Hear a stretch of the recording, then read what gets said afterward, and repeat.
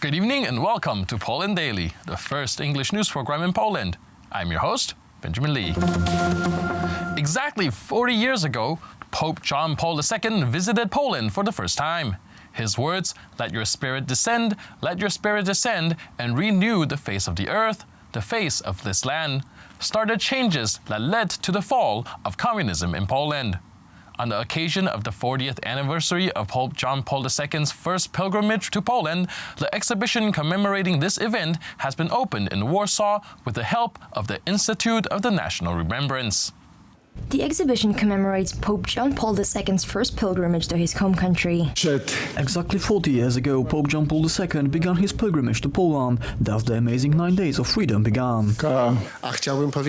I would like to say that in this place, which is the symbol of the Polish statehood, it is very important to keep the memory of these events. Pope John Paul II's secretary and a good friend, Cardinal Stanisław Dziwisz, participated in the official opening. We were here 40 years ago. Those memories came back. This visit wasn't easy for the Pope because the authorities didn't want him here. The senior marshal of the Sejm, Kornel Morawiecki, who welcomed Pope with the Faith and Independence banner, also participated in the opening of the exhibition. This pilgrimage led to the awakening of the spirit of freedom in our nation. We got rid of the barriers, and that's why we have a different Europe and the world today. The US President Donald Trump also commemorated the 40th anniversary of Pope John Paul II's first trip to Poland. In his message, he said, "As we remember the long struggle of the Polish people against communism, we also acknowledge that millions of people now live in freedom because of Saint Pope John Paul II and his extraordinary life as a follower of Jesus Christ and a champion for human dignity and religious liberty." The first visit of Pope John Paul II in Poland began on June 2, 1979. The communist media, meanwhile, made extra effort to avoid showing the hundreds of thousands of people who were influenced by the Pope. Daty mówią same za siebie. In 1979, Pope John Paul II said, "Let your spirit descend, let your spirit descend and renew the face of the earth, the face of this land." The fall of communism took place 10 years later. Spełnia się to, o czym się The exhibition will be open till June 20th. Catholic youth from Poland and other countries gathered at Lednica Hill last night to celebrate their faith. This series of meetings started in 1997 and was a preparation for the third Christian millennium. For Poles, this place has a symbolic value. Researchers believe that over 1,050 years ago on this very location, Prince Mieszko and his court became Christian, united the tribal factions, and established what became the country of Poland. This year's event is held under the slogan, "You know I love you."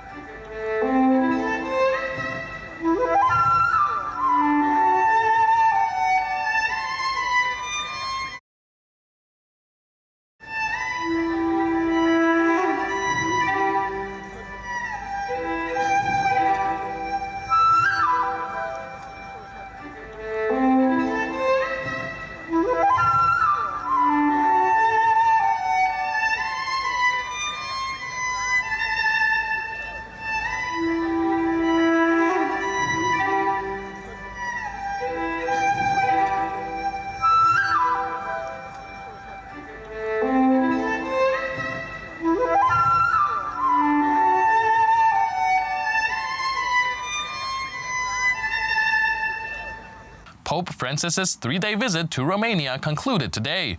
The last destination of the visit is the city of Blaj in Transylvania, where a holy mass and the beatification of 7 Greek Catholic bishops, martyrs of the communist era, took place on the Freedom Field.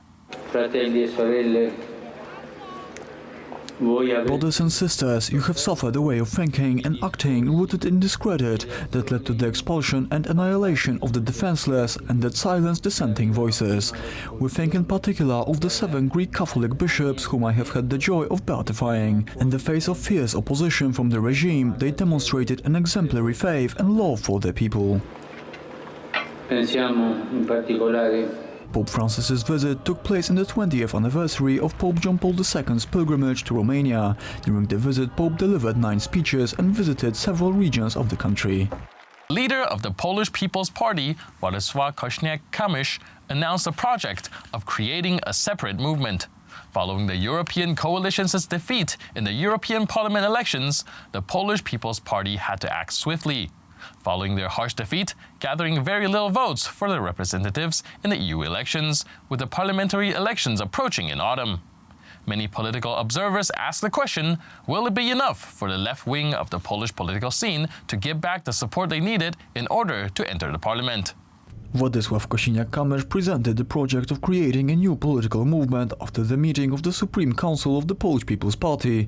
The new bloc would be called the Polish Coalition.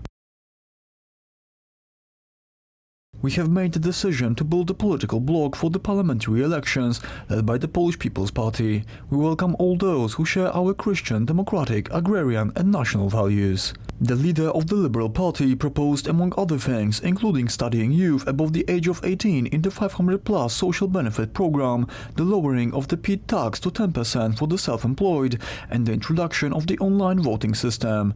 However, we won't know if the Polish coalition actually comes to life until the Supreme Council of the party decides to do so at the end of June. The Polish People's Party hasn't left the European coalition yet and hasn't created anything. So far, it's just a project and final decisions will be made somewhere in the future, so it's hard to treat them seriously. Personally, I think it's an attempt to relieve some of that frustration after the Polish People's Party defeat in the recent elections. Columnist Maciej Chudkiewicz stresses that so far the Polish coalition is nothing but a name, since there is no other party which would join them. It's a very clever move from Kosiniak-Kamysz, since in a way he did what Schetyna wanted to do first. Now the Polish coalition sounds like the extension of the European coalition, only for the Polish parliamentary elections. On the other hand, it's a bit of a shift to the more conservative side. They have a vision of creating a movement similar to the Swedish Centre Party, counting on stealing the more conservative MPs of the Civic Platform and the more centre MPs of the Law and Justice. The Polish People's Party, running as part of the European coalition, got 3 mandates in the European Parliament in the May 26 elections.